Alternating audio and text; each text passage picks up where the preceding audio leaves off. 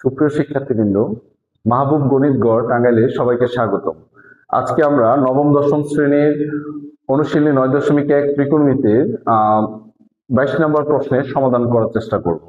তো কথা না বাড়িয়ে বোর্ডে দেখো, আমি 22 নম্বর প্রশ্নের প্রথম যে মানটা দেওয়া আছে 10 = 1/3 উঠিয়েছি, এবং আমাদের যেই দুটি অনুপাত, একটি হচ্ছে cosec স্কয়ার আর একটি হচ্ছে sec স্কয়ার, এই দুটিকে আমরা মান নির্ণয় করব।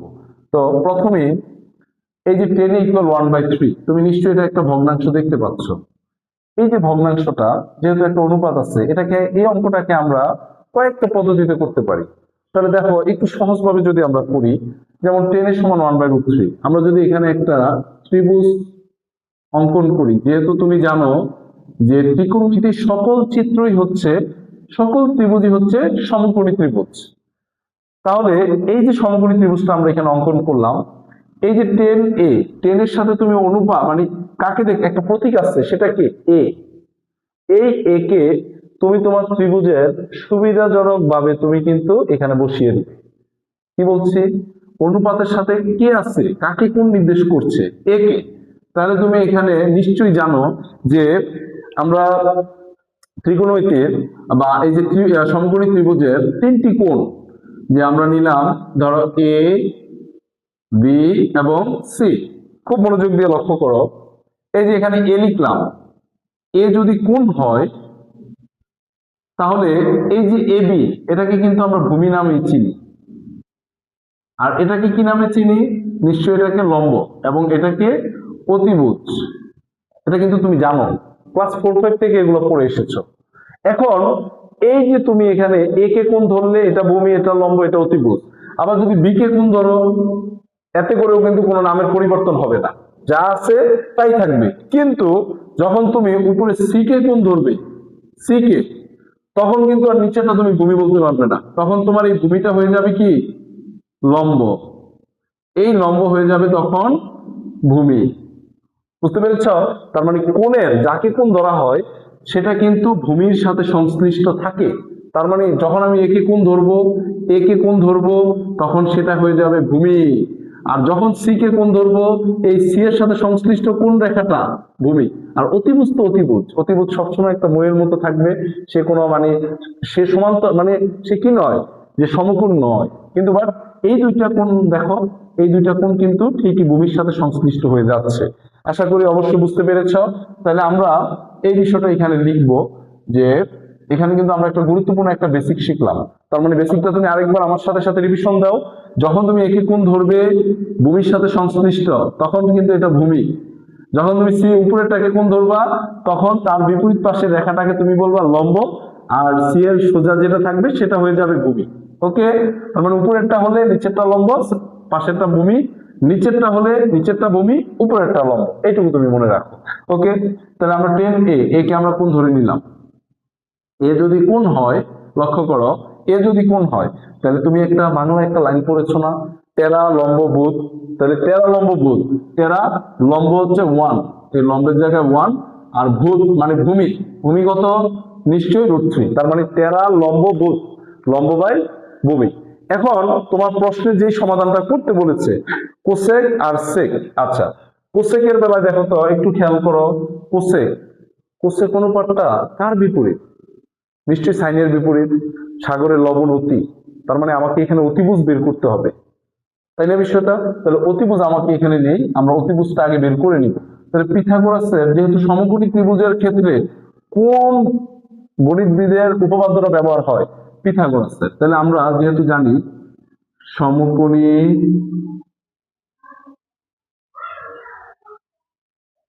ত্রিভুজের ক্ষেত্রে পিথাগোরাসের উপপাদ্য সেটা কি বলে ফেলো? অতিভুজ স্কয়ার।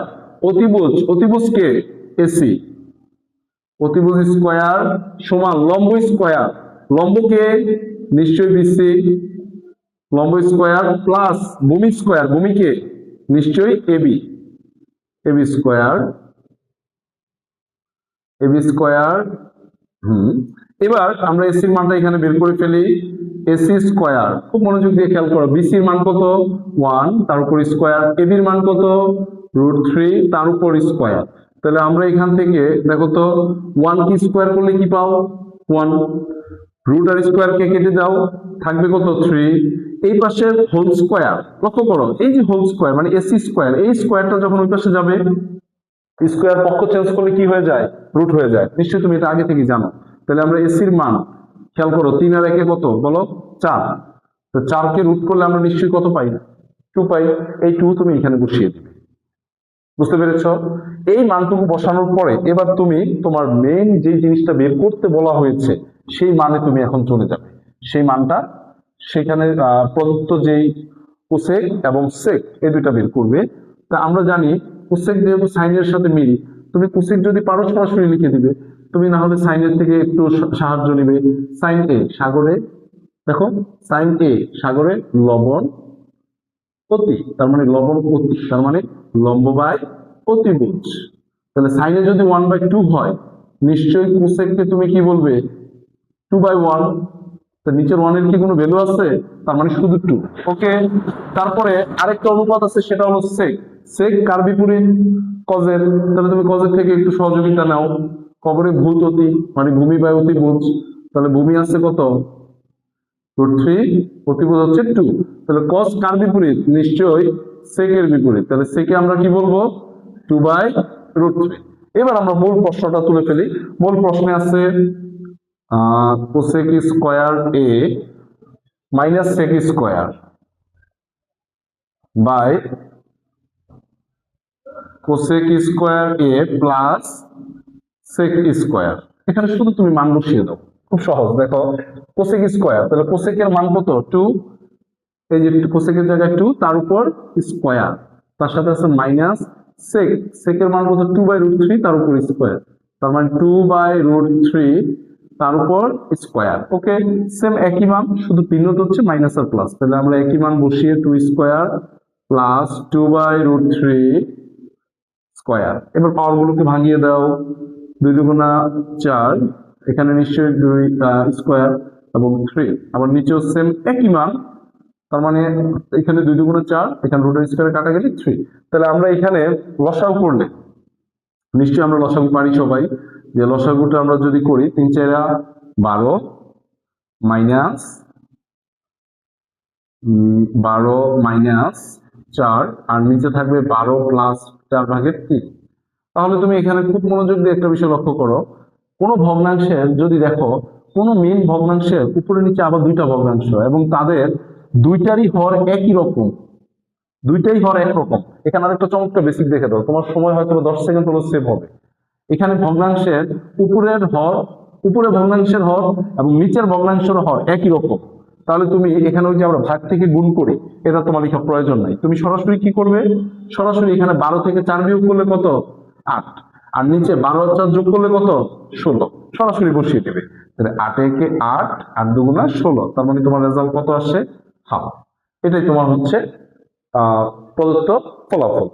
আশা করি ক্লাসটি অবশ্যই ভালো লেগেছে। ক্লাসগুলো কেমন হচ্ছে কমেন্টে অবশ্যই জানাবে। মাহবুব বণিকগড় টাঙ্গাইল ইউটিউব চ্যানেলটি অবশ্যই সাবস্ক্রাইব দিয়ে রাখবে, যাতে পরবর্তী ভিডিওগুলো সবার আগে তোমার সামনে চলে আসে। ধন্যবাদ।